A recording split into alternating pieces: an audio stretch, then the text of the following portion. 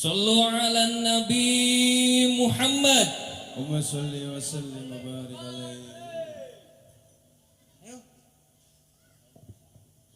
Ahlan wa sahlan bin Nabi, ahlan wa sahlan bin Nabi, ahlan wa sahlan bin Nabi, ahlan wa sahlan bin Nabi, ahlan wa sahlan bin Nabi, khairul anam arabi, khairul anam arabi, ahlan wa sahlan bin Nabi, ahlan wa sahlan bin Sallu ala Nabi Muhammad. sahlan bin Nabi, ahlan wa sahlan bin Nabi, ahlan wa sahlan bin Nabi, khairul anam العربي. صلوا على هذا النبي، صلوا على هذا النبي، صلوا على هذا النبي، صلوا على هذا النبي، صلوا على هذا النبي، صلوا على هذا النبي، صلوا على هذا النبي. أهلا وسهلا بالنبي، أهلا وسهلا بالنبي، أهلا وسهلا بالنبي، أهلا وسهلا بالنبي، أهلا وسهلا بالنبي، خير الأنام العربي، خير الأنام العربي.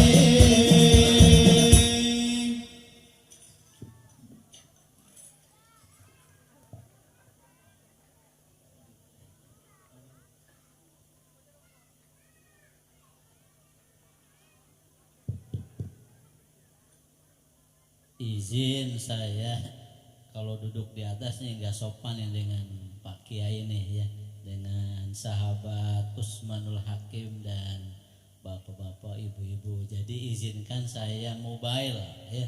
Jadi lompat sana lompat sini boleh nggak kira-kira? Boleh ya. Izin Kiai. Baik. Saya datang hanya ingin menghibur Bapak Ibu. Ya, boleh menghibur boleh. Ya, kelihatannya lagi galau semua nih wajahnya nih. Apa karena akhir bulan ya? Kelihatan, ya, kelihatan. Gelarnya sama dengan saya, MM. Tapi MM Bapak Ibu muka melas kayaknya. Baik, oleh karena itu saya datang hanya untuk menghibur. Kalau menghibur nggak lama, ya, paling 10 menit selesai pulang. Bapak Ibu harus istirahat, ya. Besok hari Minggu ya, besok Minggu berarti Bapak Ibu harus full di rumah. Yang istri melayani suami, ya, yang suami tidak boleh kemana-mana, ya, karena nggak kerja kan, besok kan libur ya. Apa masih masuk juga? Luar biasa ini, iya. Baik, jadi saya datang hanya untuk menghibur. Jadi hiburan saya pertama pantun dulu, boleh pantun boleh, boleh ya. Malam Jumat, malamnya Lebaran. Salam hormat dari Aldebaran. Bapak Ibu masih kenal dengan Aldebaran yang ada di Ikatan Cinta? Sekarang udah ganti, ya, yaitu Bidadari Surgaku, Denis dengan Sakinah. Nggak tahu, nggak punya TV.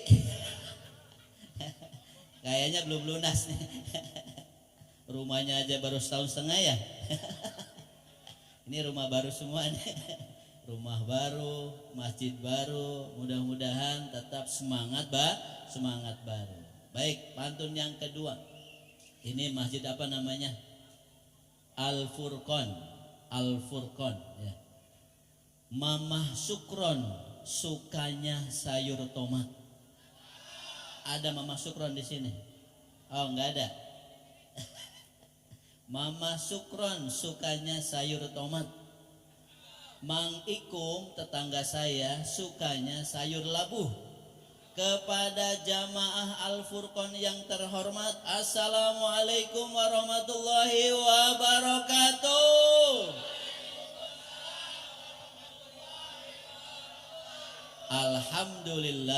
Alhamdulillahilladzi faddala sayyidana Muhammadan sallallahu alaihi wasallam ala sairil anbiya'i wal mursalin wa ala alihi wa sahbihi ajma'in, amma ba'd. Yang terhormat Bapak Kiai Haji Agus Fatoni yang hadir senantiasa menemani kita semua, ya.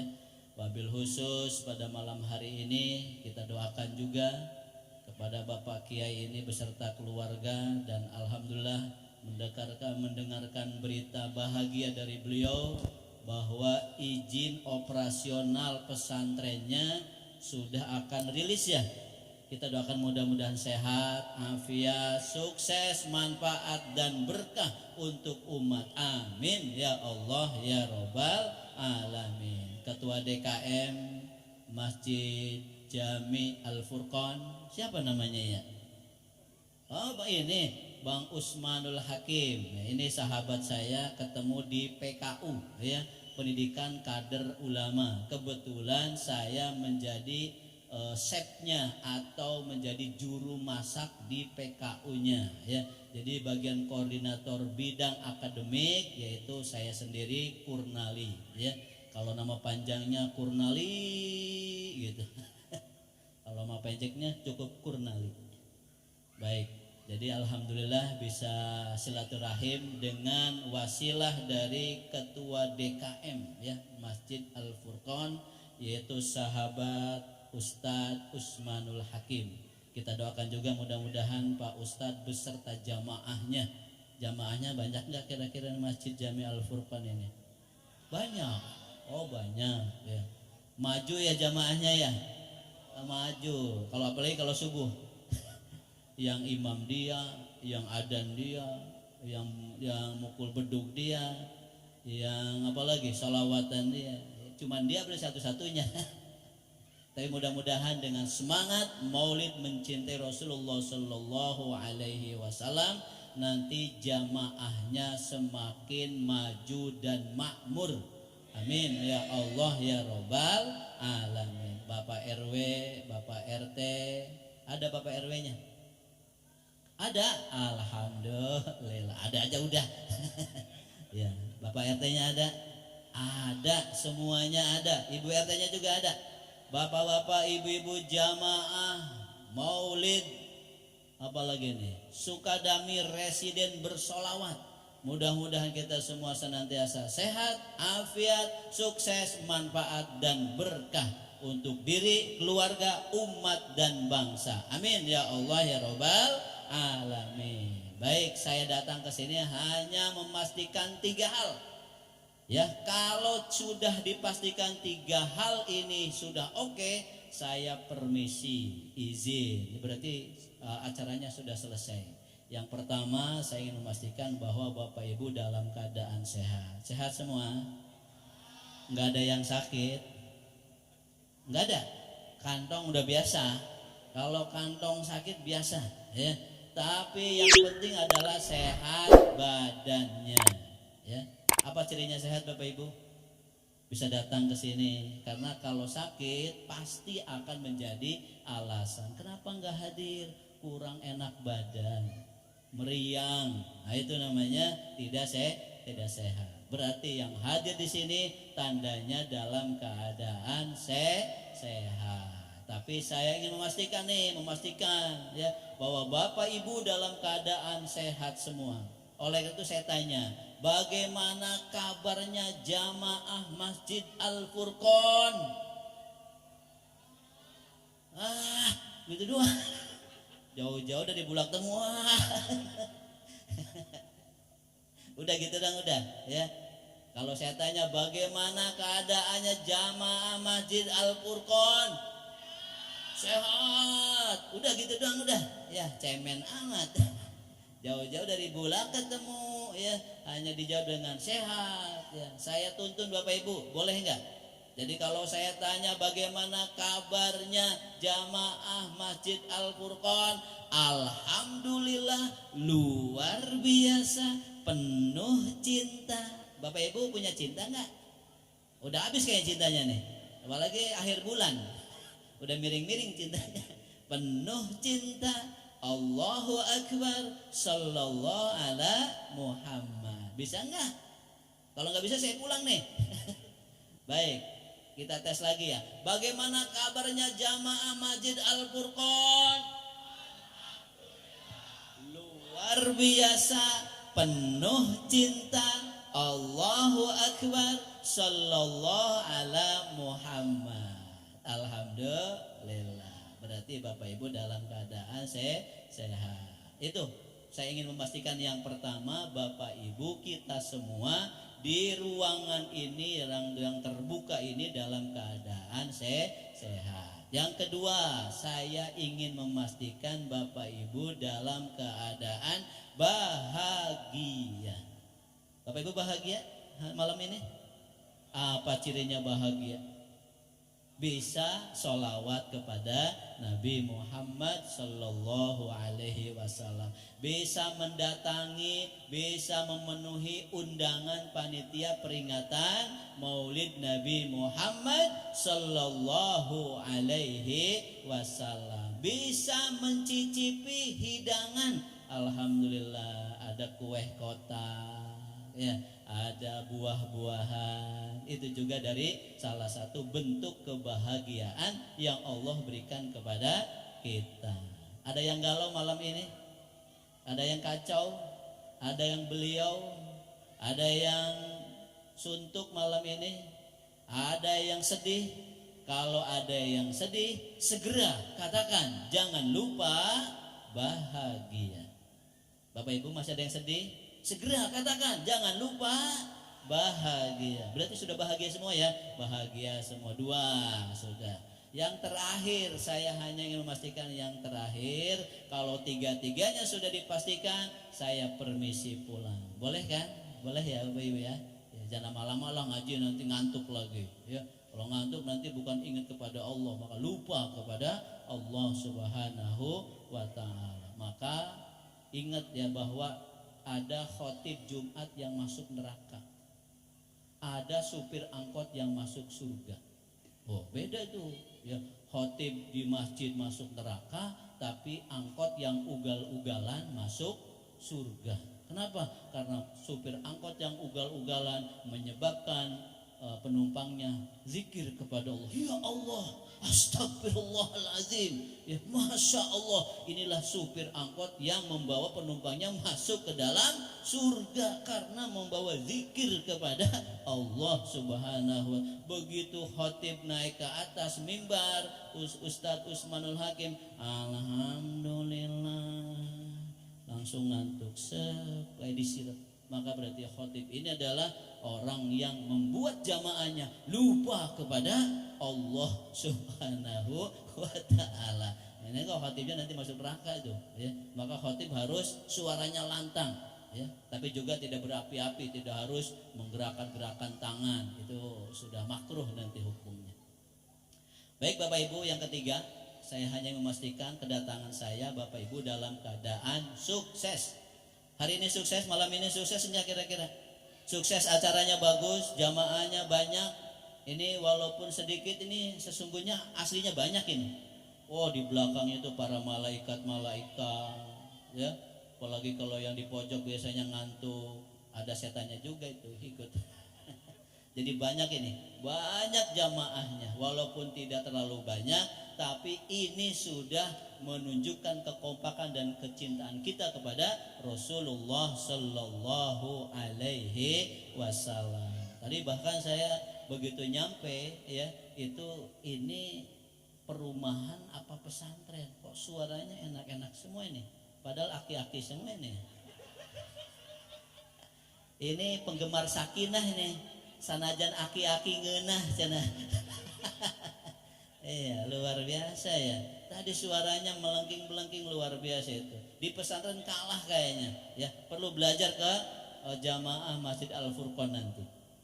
Alhamdulillah ya, kami tinggal di kampung di sana di dekat Tamblang ya, namanya Kampung Bulak Ketemu. Kampung Bulak Ketemu. Bapak Ibu, saya memastikan yang ketiga. Bapak Ibu dalam keadaan sukses malam ini. Sukses, satu, membawa diri, sukses semua, mampu menghilangkan kemalasan di rumah. Padahal di rumah pengennya apa? Pengennya istirahat, rebahan, ya, pengennya rebahan, nonton TV, nonton sinetron. Tapi alhamdulillah datang ke sini, bisa membimbing anak-anaknya, bisa membahagiakan suaminya. Itu namanya sukses. Untuk sukses Bapak Ibu ada tipnya. Bapak Ibu mau saya kasih tips sukses supaya sukses terus? Mau sukses? Baik, ada tipnya. Tepuk sukses. Ya, ini pinter nih ya. Ini teko ya. Ini masih teko ini. Taman kaplak-kaplak ya. Ya. Tepuk sukses. Di hatiku ada cinta. Di mulutku ada doa. Di tanganku ada karya. Sukses, sukses, sukses. Yeah. Bisa nggak kira-kira Bapak Ibu supaya sukses? Sukses bisa ya? Oke, coba sekali lagi. Tepuk sukses. Di hatiku ada cinta. Di mulutku ada doa. Di tanganku ada karya. Sukses, sukses, sukses. Yeah. Sudah, demikianlah saya hanya memastikan Bapak Ibu dalam keadaan sehat, bahagia dan sukses. Karena kepastian ini sudah datang dan sudah terjawab, jadi saya mohon undur diri dulu Bapak Ibu ya untuk selesai. Sudah ya? Oh belum?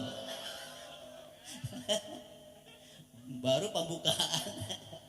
Baik Bapak Ibu sekalian yang berbahagia, perkenalkan nama saya Kurnali ya. Kalau lengkapnya yang ada di banner itu ya. Saya berasal dari Kampung Bulak Ketemu. Bulak Ketemu itu berarti Tamblang. Kenal nggak dengan ada tokoh tukang sunat di sana? Tukang sunat yang terkenal kemana-mana itu namanya ya ada namanya lah ya.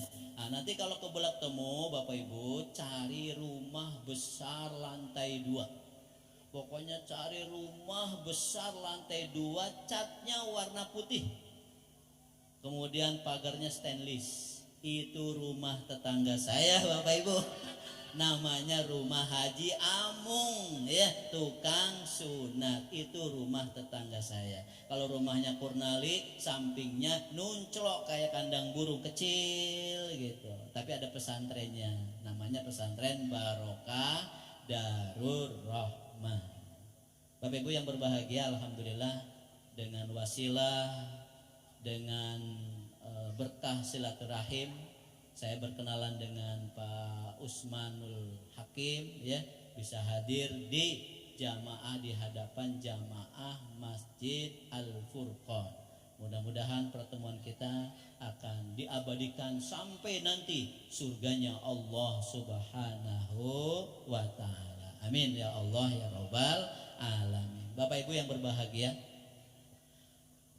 saya ingin membatasi ceramah malam ini dengan judul, ada judulnya nih ya, yaitu ciri karakter orang yang cinta Rasulullah Sallallahu Alaihi Wasallam.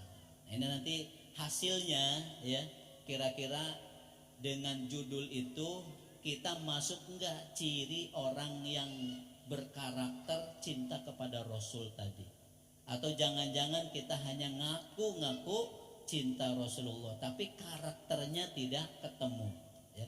Ini saya batasi dulu, judulnya adalah ciri karakter orang yang cinta Rasulullah Sallallahu Alaihi Wasallam. Bapak Ibu yang berbahagia, malam ini menurut kitab Nihayatuz Zain ya, malam ini menurut kitab Nihayatuz Zain dikatakan al-lailu afdalu minan nahar. Di dalam kitab Babul I'tikaf halaman 198. Jadi nanti kalau ada kitabnya Nihatul Zain dibuka ya, karangan Imam Nawawi, nanti halaman 198 pada babul i'tikaf ya, dikatakan bahwa al-lailu afdolu minan nahar, bahwa malam lebih utama daripada siang. Walaupun kita sibuknya di siang hari, padahal rumusnya adalah al-lailu afdolu minan nahar. Makanya banyak orang yang terlena kalau malam hari, karena kecapean di siang hari bekerja, beraktivitas, malam tertidur pulas. Padahal itu adalah waktu yang paling utama. Ada tahajud di dalamnya, ya, itu sholat sunnah yang paling utama. Bahkan ada pekerjaan-pekerjaan yang dikerjakan oleh beberapa orang tertentu di malam hari, karena tahu bahwa malam itu adalah malam yang utama. Maling malam hari itu, ya. Dia tahu, berarti dalilnya tuh, ya, al-lailu afdalu minan nahar. Orang-orang pada tidur, dia ngambil barang orang lain. Ada dalilnya, al-lailu afdalu minan nahar. Maling aja ada sanadnya. Bapak Ibu yang berbahagia. Kemudian Imam Nawawi dalam Nihatul Zain mengatakan selanjutnya adalah wa afdalul layali, dari malam-malam yang kita lalui Bapak Ibu, itu ada 7 malam yang paling istimewa. Jadi ternyata malam-malam yang kita lalui setiap malam ini, ya, itu ada 7 malam yang istimewa. Kira-kira Bapak Ibu bisa menebak nggak malam pertama itu yang paling ranking pertama itu malam apa? Ini dalam kitab Nihatul Zain, yaitu malam Maulid Nabi Muhammad sallallahu alaihi wasallam. Jadi ternyata malam Maulid adalah malam yang paling utama. Kira-kira pertanyaannya, kenapa malam Maulid itu malam yang paling utama? Apa yang kita bisa sampaikan, kita bisa jawab? Yang pertama adalah bahwa malam Maulid adalah malam yang bisa memunculkan malam-malam yang istimewa lainnya. Kita sebut malam Maulid dulu, ya. Malam kedua adalah malam Lailatul Qadar, karena di dalamnya turun Al-Qur'an. Kira-kira ada terjadi malam Lailatul Qadar tidak kalau tidak ada Maulid? Terjadi enggak malam Lailatul Qadar kalau tidak ada Maulid Nabi? Tidak ada, karena Nabi Muhammad lah kemudian muncullah malam Lailatul Qadar. Ranking ketiganya adalah malam Arafah, karena di dalamnya ada kewajiban ibadah haji, malam Arafah. Malam keempat adalah malam nisfu Sya'ban, malam nisfu Sya'ban. Apakah terjadi malam nisfu Sya'ban kalau tidak ada Maulid Nabi? Tidak ada. Jadi yang jadi pokok adalah malam lahirnya Nabi Muhammad sallallahu alaihi wasallam. Baru malam Jumat dan malam Idul Fitri dan Idul Adha. Ternyata malam Idul Fitri dan Idul Adha yang kita siapkan 1 tahun sebelumnya itu ranking ke-7 Bapak Ibu. Tapi seolah-olah itu ranking pertama. Padahal ranking pertamanya adalah malam lahirnya Nabi kita, Nabi Muhammad sallallahu alaihi wasallam. Kenapa kira-kira malam Maulid itu menjadi malam yang paling utama? Al-bidayah kal hidayah, ya. Al-bidayah kal hidayah. Lahirnya Nabi Muhammad itu adalah sebagai hidayah seluruh alam. Muncullah malam-malam yang lain yang istimewa karena malam Maulid Nabi Muhammad sallallahu alaihi wasallam. Itu yang pertama, ya. Kita harus punya frame kesimpulan bahwa malam ini adalah malam utama karena dalilnya al-lailu afdalu minan nahar. Kemudian karena malam ini adalah malam maulid, maka malam maulid adalah malam yang paling utama. Berdasarkan pendapatnya Imam Nawawi dalam Nihayatuz Zain, yaitu wa afdalul layali. Malam-malam yang paling utama, ranking pertama adalah malam lahirnya Nabi Muhammad sallallahu alaihi wasallam. Yang pertama itu. Yang kedua, Bapak Ibu, kenapa kita harus memperingati Nabi Muhammad? Ada 3 alasan kenapa kita harus mencintai dan memperingati lahirnya Nabi Muhammad sallallahu alaihi wasallam. Yang pertama, ya, karena mencintai Nabi Muhammad adalah perintah dari Allah. Beriman kepada Nabi Muhammad adalah salah satu dari rukun iman. Al-imanu antu'mina billahi wa malaikatihi wa kutubihi wa rusulihi wa bil yaumil akhir wa bil qadari khairihi wa syarrihi minallahi ta'ala, ya. Maka mencintai Rasulullah adalah bentuk dari iman yang harus kita tancapkan, karena itu bagian dari rukun iman yang ketiga, ya.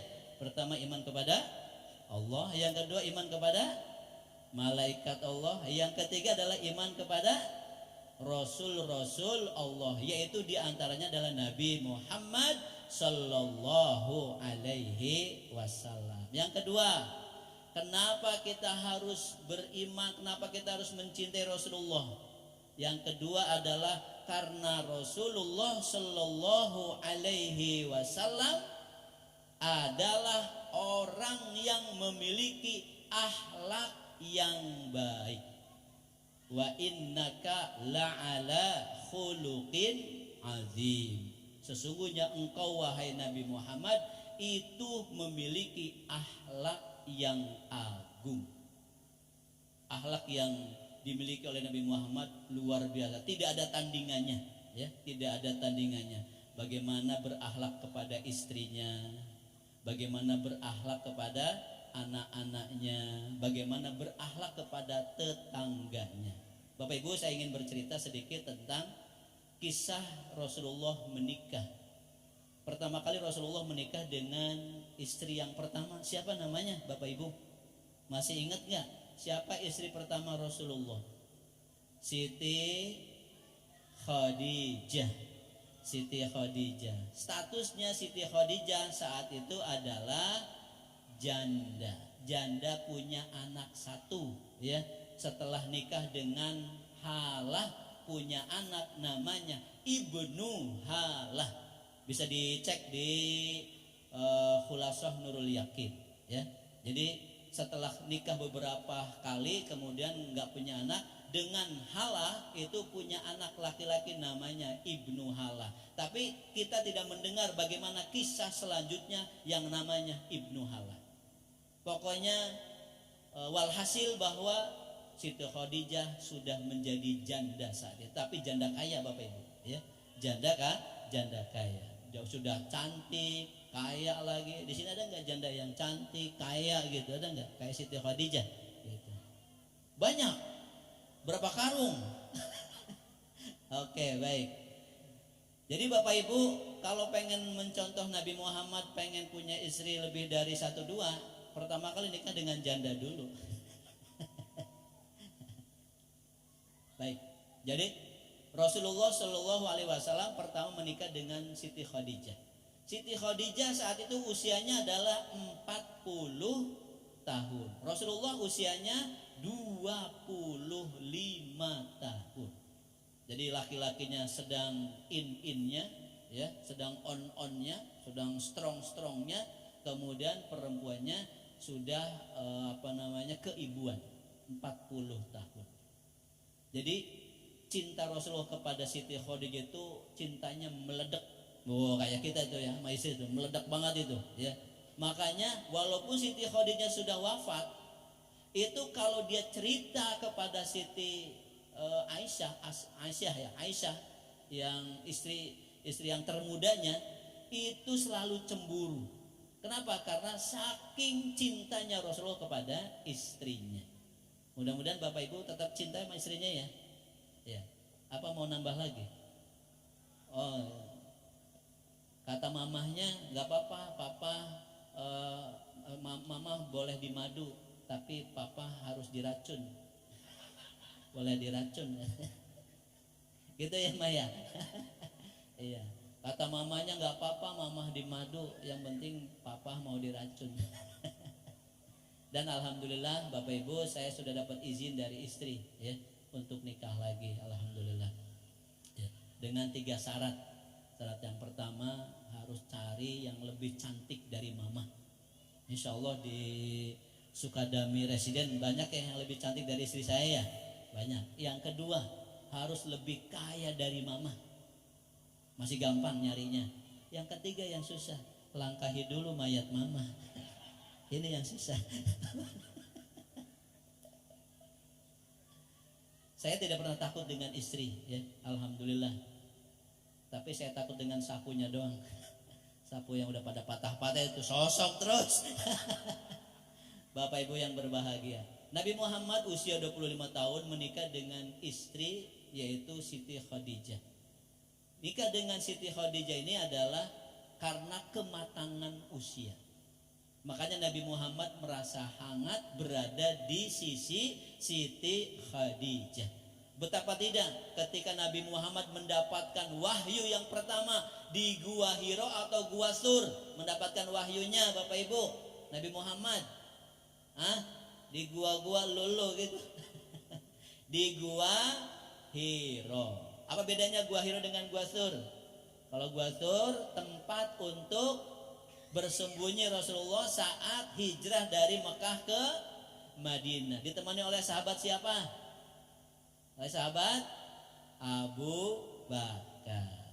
Itu di Gua Sur. Kalau Gua Hiro, Rasulullah itu mendapatkan wahyu. Ketika mendapatkan wahyu ya, itu tahanus. Kalau bahasa kitanya bersemedi beberapa hari, nanti kalau sudah perbekalannya habis pulang, menggigil, kemudian minta diselimuti oleh istrinya. Zammiluni,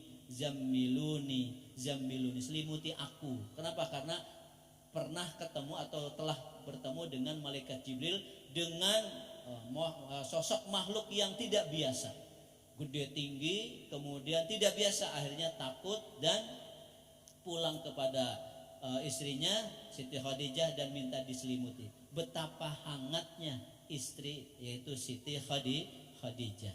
Pokoknya orang yang pertama kali berjuang, perempuan pertama kali yang masuk Islam adalah Siti Khadijah. Dan Siti Khadijah adalah orang yang membantu perjuangan Rasulullah Shallallahu Alaihi Wasallam. Kira-kira Bapak Ibu, istri Bapak Ibu membantu perjuangan Bapak enggak? Pengen poligami gitu, memperjuangkan enggak kira-kira? Malah disuruh ya, silahkan Pak, gitu. Silahkan keluar, maksudnya keluar dari rumah. Silahkan Pak keluar dari rumah. Baik Bapak Ibu, kemudian singkat kisah berikutnya adalah Rasulullah menikah dengan yaitu istri yang saat itu ya menjadi kontroversi sekarang ya. Ada yang mengatakan katanya Nabi Muhammad menikahi usia dini, yaitu Siti Aisyah. Padahal Siti Aisyah saat itu, kalau perempuan saat itu kan usia 13 saja sudah gede mah ya. Dia 13 saat itu, emak dulu nikahnya 13 tahun atau 12 tahun jangan-jangan. Ya masih pernikahan dini ya. Apa pernikahan dono mah jangan-jangan. Ya. Jadi kemudian Rasulullah menikah dengan perintah Allah, menikah Siti Aisyah. Siti Aisyah itu dinikah saat itu katanya masih main boneka. Ya ada yang main boneka, kemudian ada yang usia 13 tahun. Tapi saya menepis itu semua. Jadi saat itu Aisyah adalah sosok wanita yang sudah siap menikah. Hanya pada waktu itu ya mungkin dianggapnya masih kecil. Tapi bukan berarti pernikahan di bawah umur, bukan. Kemudian Rasulullah menikah Siti Aisyah. Hebatnya Rasulullah, di tangan Rasulullah lah Siti Aisyah ini adalah menjadi orang yang serba bisa ilmu. Ahli tafsir, ahli fikih, ahli akidah, ahli filsafat, pokoknya ahli hadis semuanya itu dimiliki oleh Siti Aisyah. Kenapa? Karena Rasulullah adalah orang yang paling sukses untuk membina rumah tangga istrinya. Jadi bapak-bapak nih akan dikatakan sukses apabila mampu untuk mengembangkan karir istrinya. Jadi kalau istrinya S1, kasih peluang untuk untuk mengembangkan karirnya. Karena jangan sampai perempuan hanya ada di sumur, kasur, dan dapur. Kalau sumur, kasur, dapur bosan ibu-ibu nih. Kalau sudah bosan, maka pelayanan kepada suami akan biasa-biasa saja.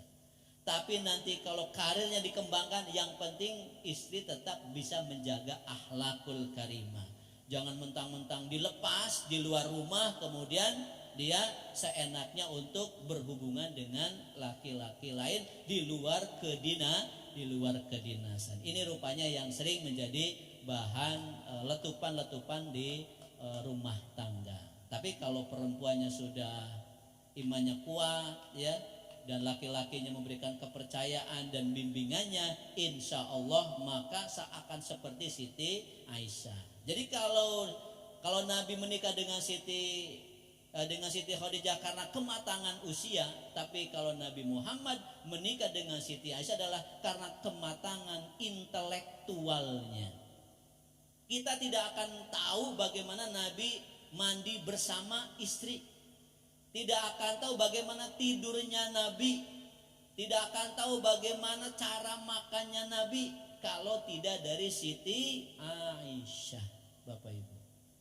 Maka di hadis ada bagaimana diperbolehkannya mandi berdua suami istri. Itu datangnya dari mana? Dari Siti Aisyah. Ya, Siti Aisyah luar biasa. Aisyah, gitu kan? Ini Siti Aisyah semua ini kayaknya nih, luar biasa. Nanti mondok ya di Bulak Temu Neng ya. Ya, insya Allah ya.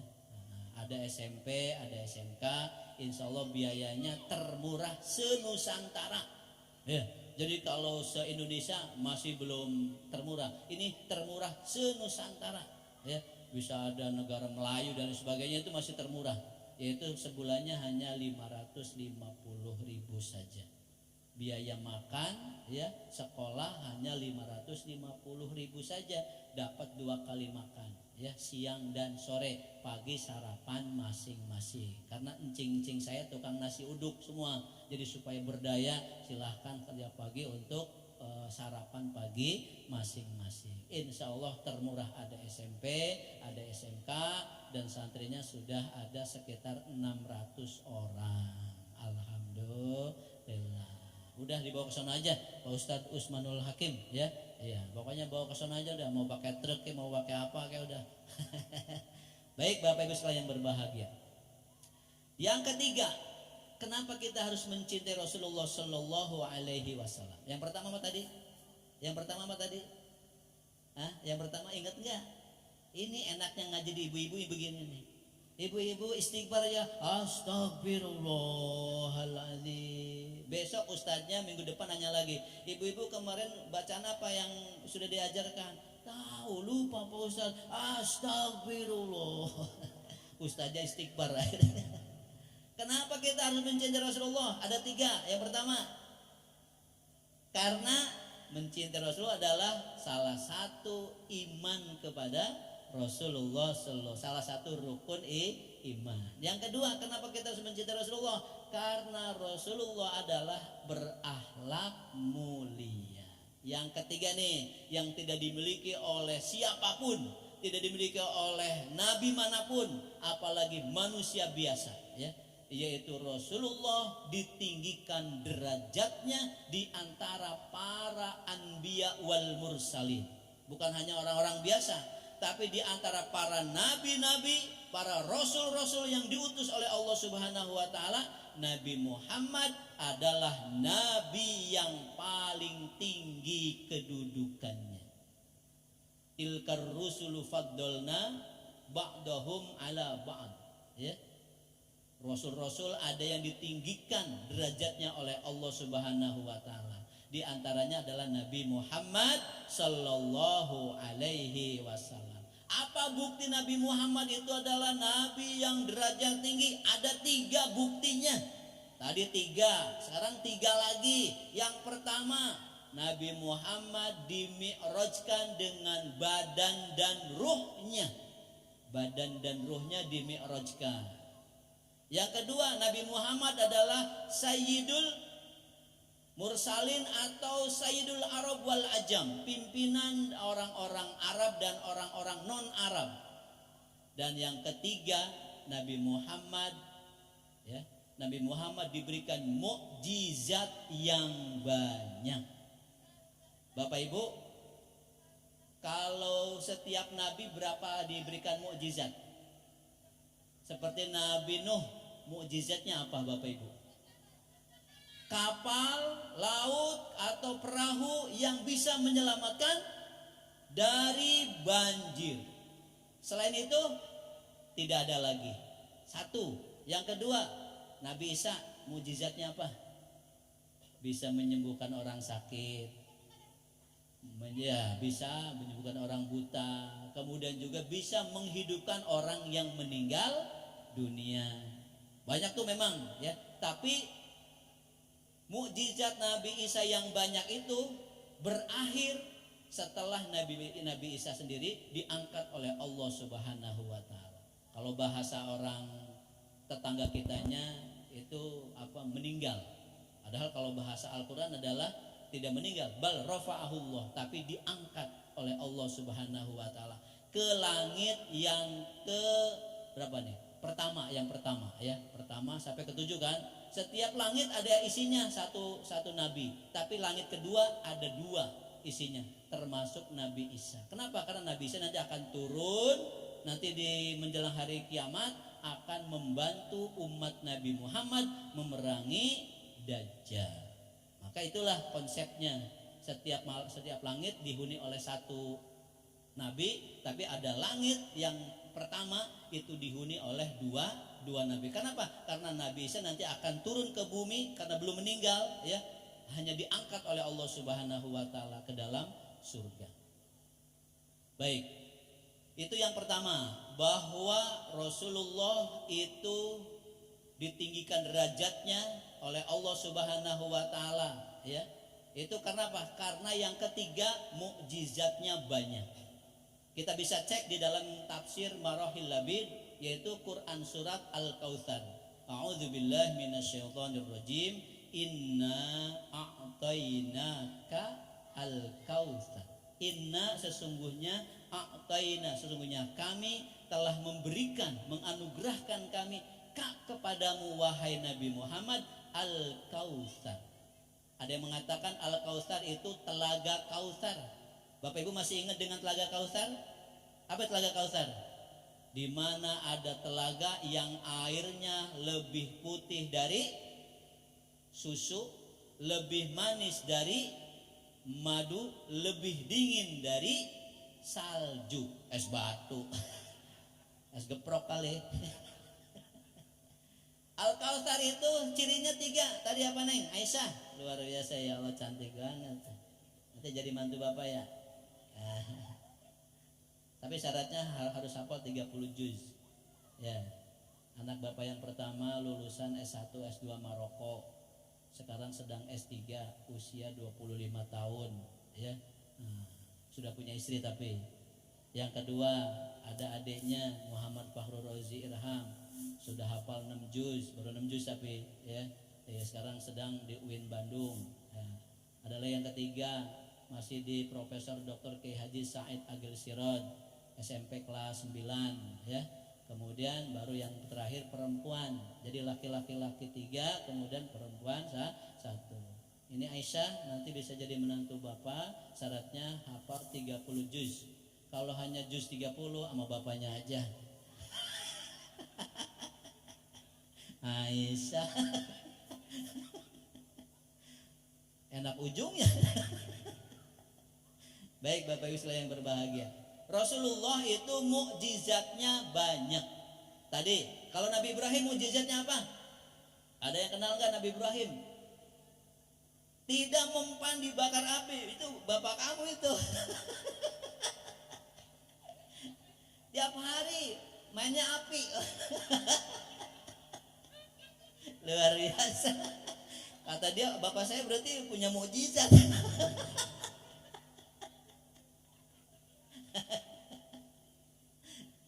Jadi diantaranya adalah tidak mempan dibakar bakar api. Bahkan api yang panas itu menjadi dingin. Ya naru kuni bardan wasalaman ala Ibrahim.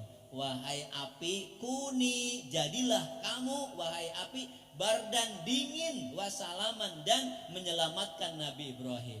Jadi kalau hukum alam panas itu, api itu panas, tapi dihilangkan hukum sebab akibatnya oleh Allah Subhanahu wa taala, Nabi Ibrahim itu kedinginan, di kobaran api itu kedinginan.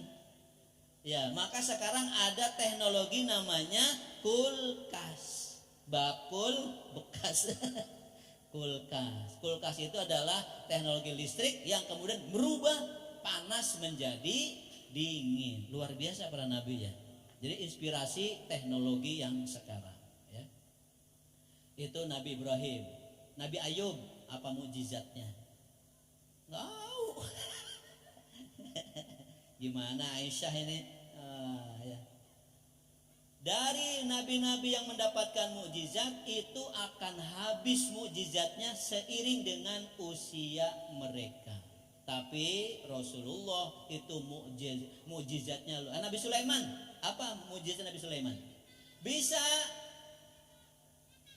Bisa bahasa binatang, ya. Anjing, goblok gitu. Babi itu bahasa binatang. Bukan begitu ya maksudnya ya. Ya, jadi dia bisa berkomunikasi dengan bahasa binatang. Ceritanya Nabi Sulaiman sedang naik dari pasukan berkuda ya, kemudian ada semut lewat. Tunggu ya, ada semut lewat. Kemudian ada burung hudhud yang dimarahi oleh Nabi Sulaiman karena tidak hadir-hadir. Kemana nih ya? Kemudian dia datang menghabarkan ternyata di negeri seberang ada namanya Ratu Balqis yang kekuatannya sama dengan kekuatan Nabi Sulaiman, mampu memindahkan kerajaan dalam sekejap ya, dalam sekejap. Baik Bapak Ibu sekalian yang berbahagia, Nabi Muhammad ternyata mukjizatnya banyak, tidak hanya satu. Maka kemudian diabadikan dalam Quran surat Al-Kautsar, inna a'tayna kal kautsar. Nanti diteliti oleh Bang Usmanul Hakim. Ini Pak Ustadz Usmanul Hakim ini sedang mengikuti pendidikan kader ulama ahli tafsir berbasis IT ya. Jadi nanti kalau ada persoalan-persoalan ulumul Quran, tafsir, tekstual, kontekstual, maudhu'i, ijmali dan sebagainya nanti akan dikupas oleh Bapak Ustadz Usmanul Hakim. Mudah-mudahan nanti akan bermanfaat ilmunya di Sukadami Residen ini. Amin ya Allah ya Rabbal alamin. Rasulullah itu orang yang diberikan mukjizat yang banyak. Mukjizatnya tidak satu, tapi mukjizatnya banyak. Apa buktinya? Pertama, Rasulullah satu ketika berada di danau. Berada di mana? Danau. Kemudian di tengah danau itu ada batu besar. Ada apa di tengah danau? Batu besar. Lalu Rasulullah berjalan dengan orang Quraisy, ya, kafir Quraisy, Arab Baduy, orang kampung Arab. Ingin apa? Ingin bukti. Rasul, saya akan langsung beriman kepada engkau apabila engkau menunjukkan kehebatannya. Apa yang kamu inginkan? Coba itu batu besar yang ada di tengah-tengah danau itu datangkan ke depan, ke hadapan panjenengan, ya, kata orang Baduy itu. Kemudian Rasulullah dengan berdoa kepada Allah, lalu dengan mengarahkan telunjuknya, hanya mengarahkan ke sini aja, ya, atau ke sini. Kemudian batu besar itu berjalan di atas danau. Ini lebih hebat dari mukjizatnya Nabi Nuh. Satu ketika lagi Nabi Rasulullah kedatangan Ibnu Hatim, anaknya sahabat Hatim, ya, itu sedang main api, ya, main api, kemudian kebakar badannya, gosong badannya. Lalu dibawa oleh ayahnya ke depan Rasulullah, lalu Rasulullah kemudian berdoa, hanya diusap tangannya, ya, ditiupkan tangannya, kemudian diusapkan ke seluruh tubuh, dan luka bakarnya sembuh seketika. Dan banyak lagi mukjizat-mukjizat lainnya. Yang paling penting lagi adalah mukjizat Al-Quran. Rasulullahnya sudah tidak ada, tapi Al-Qurannya sampai sekarang masih ada. Itulah yang menjadikan kenapa kita harus cinta kepada Rasulullah Sallallahu Alaihi Wasallam. Bagian yang ketiga, tadi satu sudah, dua sudah, yang ketiga, bagaimana caranya kita cinta kepada Rasulullah. Cinta kepada Rasulullah tidak boleh setengah hati. Cinta kepada Rasulullah tidak boleh cinta-cintaan, tapi harus setengah mati, bahkan sampai mati. Cinta kepada Rasulullah Sallallahu Alaihi Wasallam. Saya mensitir pendapatnya Profesor Dr. Quraisyihab. Ada 4 tingkatan cinta. Kira-kira Bapak Ibu ini tingkatan cinta kepada Rasul ada di mana? Pertama adalah tingkatan sobabah. Apa Bapak Ibu? Sobabah. Apa itu sobabah? Sobabah adalah baru mengungkapkan cinta. I love you, ana uhibbuk, aku cinta kamu, ya. Saya cinta Rasulullah, ya. Tola'al badru alaina, baru bisa itu, ya. Baru bisa baca sholawat, sallallahu ala Muhammad sallallahu alaihi wasallam, baru bisa itu namanya sobabah. Lumayan, baru bisa mengungkapkan cinta kepada Rasulullah Sallallahu Alaihi Wasallam. Yang kedua adalah namanya syagaf. Apa yang kedua? Tingkatan yang kedua, syagaf, cintanya sudah berbalas.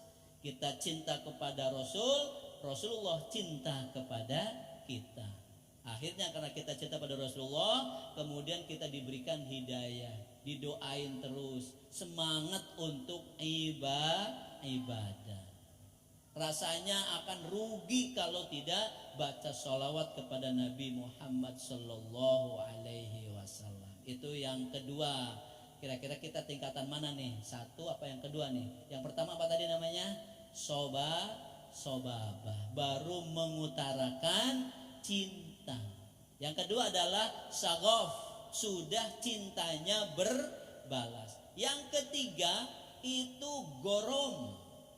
Cinta yang ketiga, level ketiga namanya gorom. Gorom itu cintanya sudah melekat.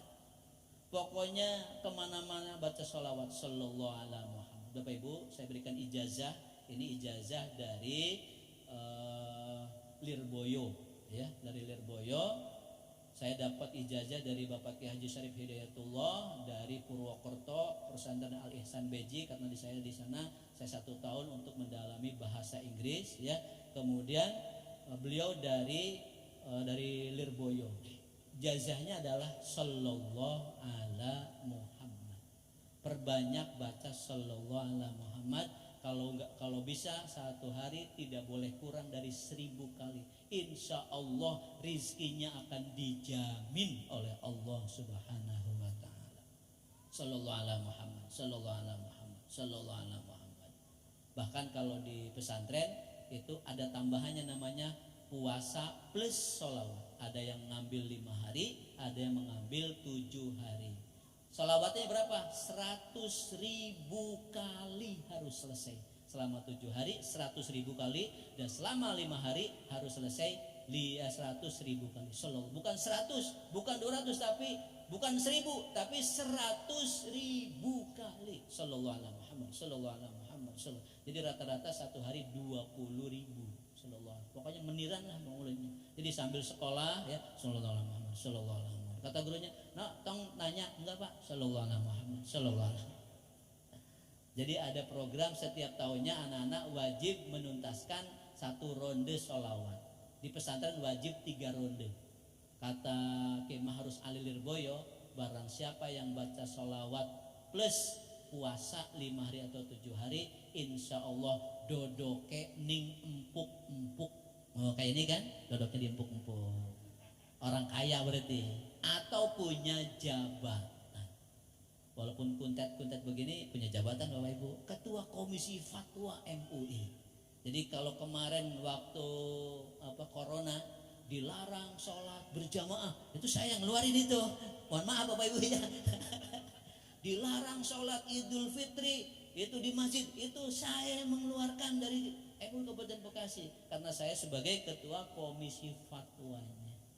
Bahkan kemarin sampai masuk televisi gara-gara ada himbauan di bulan Ramadan itu warung-warung harus ditutup. Jadi akhirnya saya dipanggil dialog di beberapa televisi. Ini bagaimana Pak Ketua Komisi Fatwa, ini yang dimaksud dengan ditutup apa? Ditutup jam-jam tertentu gitu ya. Kemudian ditutupnya jangan terlalu tertutup, kakinya boleh kelihatan. Gimana ge? Yang penting himbauan sudah tersampaikan Bapak Ibu ya. Itu tugas saya tuh. Jadi mohon maaf kalau memang kemarin-kemarin Bapak Ibu terganggu karena memang dapat dari pusatnya seperti itu. Jadi kami menulis redaksinya seperti apa, lalu kemudian disepakati oleh Ketua Umum dan diteken konsepnya dari Ketua Komisi Fatwa. Dan hari ini atau beberapa bulan ini saya ditunjuk oleh Ketua Umum MUI untuk mendesain kurikulum PKU-nya. Jadi nanti lulusan dari PKU Pak Usmanul Hakim ini nanti akan menjadi ahli tafsir yang berbasis IT. Nanti ngajar tafsirnya sudah tidak pakai kitab lagi Bapak Ibu, sudah pakai digital. Silahkan Bapak Ibu buka ya Maktabah Syamilah, kitabnya langsung dipencet langsung keluar. Jadi nggak pakai bawa kitab lagi udah sekarang ya, kitabnya ada semua di Maktabah Syamilah, ada di laptop semua. Bapak Ibu yang berbahagia, yang ke berapa tadi? Level yang ke 3 tadi ya. Level pertama apa? Sobabah apa sobabah tadi? Baru mengutarakan cinta. Yang kedua, sagof, sudah cintanya berbalas. Yang ketiga, gorom, cintanya melekat. Nah, kayak anak muda nih ya, kayak anak muda kalau cinta sudah melekat, tai kucing tetap rasa tai kucing juga. Mana ada tai kucing rasa coklat? Ngeri nih kalau ada tai kucing rasa coklat. Yang keempat, level keempat ini namanya tatayum. Tatayum. Level keempat cintanya tatayum. Tatayum itu bucin, budak cinta. Tidak akan hidup tanpa cinta kepada Rasulullah Sallallahu Alaihi Wasallam. Bapak-bapak ini budak cinta sama ibunya kan, luar biasa. Pokoknya nggak mau jauh-jauh nempel pengennya. Nah itu namanya sudah bucin, budak cinta. Oke. Jadi level cinta ada berapa tadi? Aisyah, insyaallah. Apa Aisyah? Yang pertama level sobabah, yang kedua level sagof, yang ketiga level gorom, yang keempat level tatayum atau budak cinta. Bucin, kalau anak-anak sekarang tuh bucin ya, tidak akan bisa hidup tanpa cinta kepada Rasulullah Sallallahu Alaihi Wasallam. Yang terakhir nih, yang terakhir ya. Yang terakhir, bagaimana caranya kita mencintai Rasulullah? Apa yang harus kita lakukan? Ada 2 cukup. Yang pertama, beriman kepada Rasulullah Sallallahu Alaihi Wasallam, mengikuti seluruh perintah-perintahnya. Ya, jadi bagaimana cinta pada Rasulullah? Ya seluruh perintahnya dilaksanakan. Sholat sunnahnya, Bapak Ibu saya contohkan yang paling sederhana saja. Ya, Bapak Ibu kalau habis sholat maghrib, sholat isya itu sholat sunnah enggak? Hah? Keburu-buru nonton sinetron apa gimana? Orang yang cinta Rasulullah adalah tidak pernah meninggalkan sholat sunnah qobliyah atau ba'diyah. Itu aja kesimpulannya. Kenapa? Karena kalau kita hanya sholat wajib berarti Bapak Ibu sombong, seolah-olah ibadahnya diterima oleh Allah Subhanahu wa Ta'ala. Padahal sholat kita banyak bolongnya. Bisa jadi satu nggak jamaah, yang kedua kalaupun jamaah tidak khusyuk, kalaupun khusyuk tidak ikhlas, maka berarti banyak ibadah wajib kita yang bolong-bolong. Karena bolong-bolong maka harus ditambal dengan sholat sunnah. Ini amalan dari Rasulullah Sallallahu Alaihi Wasallam yang sederhana saja Bapak Ibu. Ya, kalau puasa Senin Kamis, kalau Bapak Ibu nggak mampu ya, kalau mampu alhamdulillah, kalau enggak ya sholat sunnah qobliyah ba'diyah. Jadi begini prinsipnya, kalau saya hanya sholat fardu maka berarti saya sombong. Ya, maka saya harus tambal dengan sholat sunnah qobliyah dan ba'diyah. Yang kedua Bapak Ibu ya, yaitu dengan mencintai sunnahnya. Man ahabba sunnati kana ma'i fil jannah. Barang siapa yang mencintai sunnahku, maka dia akan bersamaku nanti di surganya Allah Subhanahu wa Ta'ala. Terakhir nih, udah terakhir lagi. Tadi terakhir. Sekarang babak finalnya sudah, babak finalnya ya. Lalu bagaimana ciri bahwa kita itu cinta pada Rasulullah atau tidak? Ada cirinya. Sahabat-sahabat ya, ada cirinya. Ciri yang pertama yaitu kita menjadi orang yang bersifat seperti Rasulullah, sidik, amanah, fatonah, tabligh. Ya, jadi kita memiliki sifat sidik, amanah, fatonah, dan tabligh. Yang pertama, kira-kira kita sudah sidik belum? Jujur belum? Nah, ibu-ibunya jujur nggak, bapak ibu, bapak-bapak suami? Ya, dapat gajian nih, ya, wah saya selipin nih, ya, saya selipin. Gajiannya 2 juta saya selipin gope. Nah, nanti buat sesuatu ya. Ternyata ketahuan juga itu namanya uang sial. Uang sial. Sialan ketemu juga. Itu namanya uang sial. Pokoknya jujur semua kasih ke ibunya. Ibu-ibu juga harus ikhlas ya. Apa yang diberikan oleh suami harus ikhlas.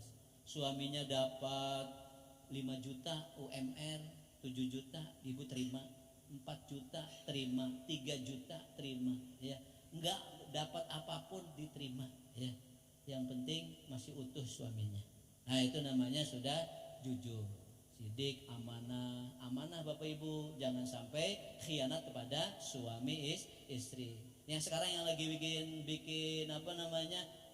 Keretakan keluarga itu bisanya di WhatsApp ya.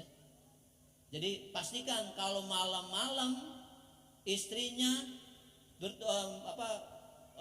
tutupan selimut, kemudian masih keluar cahayanya ya, pastikan istri sedang WA-an.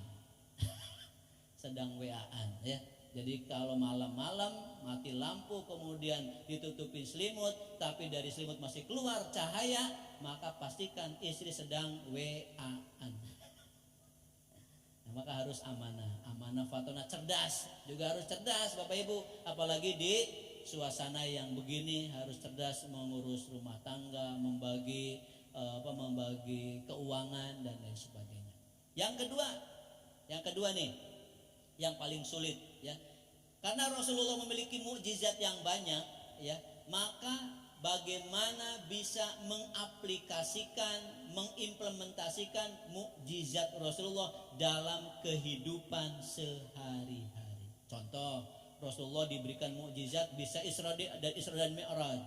Maka bagaimana mengimplementasikan kejayaan teknologi ya sampai kepada ruang angkasa yang mampu mendekatkan diri kepada Allah Subhanahu wa Ta'ala. Sepertinya sudah Bapak Ibu ya, sudah lengkap semua tuh. Dari mulai kenapa kita harus cinta, bagaimana bentuk cintanya, kemudian apa saja yang harus kita lakukan, dan ciri kita bahwa kita cinta kepada Rasulullah itu apa saja, insya Allah tadi sudah terangkum. Apabila nanti ada yang kurang ingat dan sebagainya, itu sudah biasa Bapak Ibu ya. Mudah-mudahan bermanfaat ya. Kayaknya tidak perlu dialog Bapak Ibu ya, emang ini kuliah. Demikian, mudah-mudahan bermanfaat. Saya Kurnali mohon undur diri, dan apabila ada kalimat-kalimat yang kurang berkenan, saya mengucapkan permohonan maaf yang sebesar-besarnya, dan insya Allah kita akan ketemu lagi di lain kesempatan. Wallahul muwaffiq ila aqwamit thoriq. Wassalamualaikum warahmatullahi wabarakatuh.